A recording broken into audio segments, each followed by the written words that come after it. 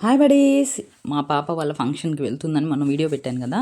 అదిగోండి ఫంక్షను. నేను గూడా వెళ్ళాను.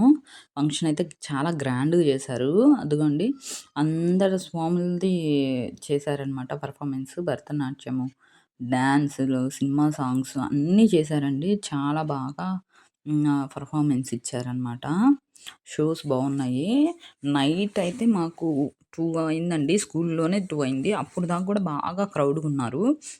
ఇంకా 9 ఆ టైం, 10 ఆ టైంలో అయితే ఇంకా క్రౌడ్‌గున్నారు. రోడ్‌కి అటు సైడ్ వాళ్ళ స్కూలు. ఇటు సైడ్ ఏమో ఫంక్షన్ పెట్టారు.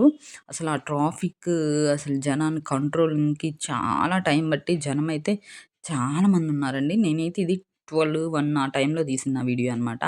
అదిగోండి వెంకటేశ్వర స్వామి అలా వేషాలేసి మంచిగా చేశారనమాట పెర్ఫార్మన్సు.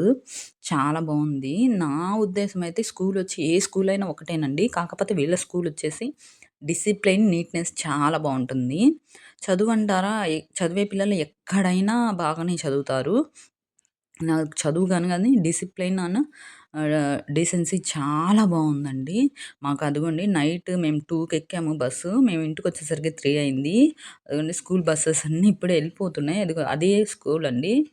2 అయిందని చెప్తుంది మా పాప. స్కూలు అటు సైడ్‌ది. ఇటు సైడ్ ఫంక్షన్ చేశారనమాట. ఫంక్షన్ అయితే జరిగింది. అది హాస్టల్ అండి పిల్లలది.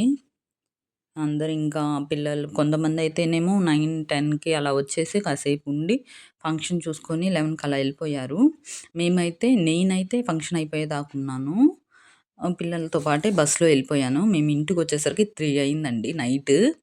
స్కూల్ పిల్లలందరూ ఎళ్ళిపోతున్నారు. చలి అయితే చాలా బాగా వేసింది. కొంచెం దోమలు గూడా కుట్టాయి. ఇంగా ట్రాఫిక్ ఏం లేదు కాబట్టి వెంటనే వచ్చేసాం. అదండి మరి. ఉంటా మరి.